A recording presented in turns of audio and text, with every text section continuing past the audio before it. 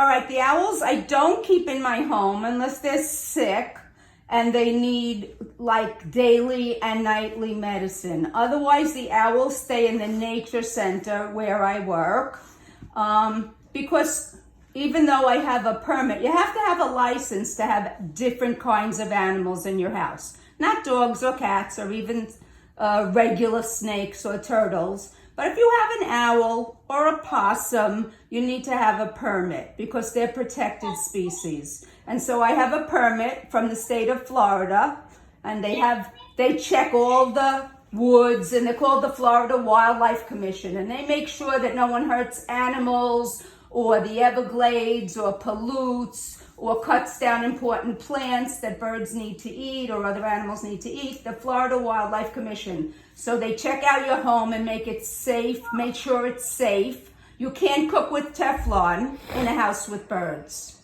That's something, there's fumes that come out, and so I don't cook with... Yeah, so there are some strict things. There's sprays you won't use. I use a eco exterminator, and usually only on the outside of my house. You have to keep consideration that the animals have not been exposed to these things, and they can't tolerate them, and sometimes it makes them very sick. So Thumper is an active dog, much more active than Cherry. Needs a little more walking and a little more playing, and has to learn a little more about how not to jump up on people. But he's a gentle giant. And his mommy was much bigger than him. She was 110 pounds and all white.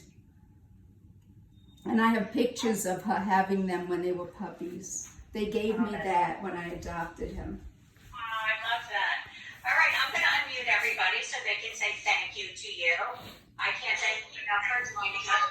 Thank you for joining us. Thank you for having me. Okay, I'll see you soon. Okay, oh, nice picture. I love it, Selman. Would you make a picture of a bird for me? Next week, I expect to see bird pictures.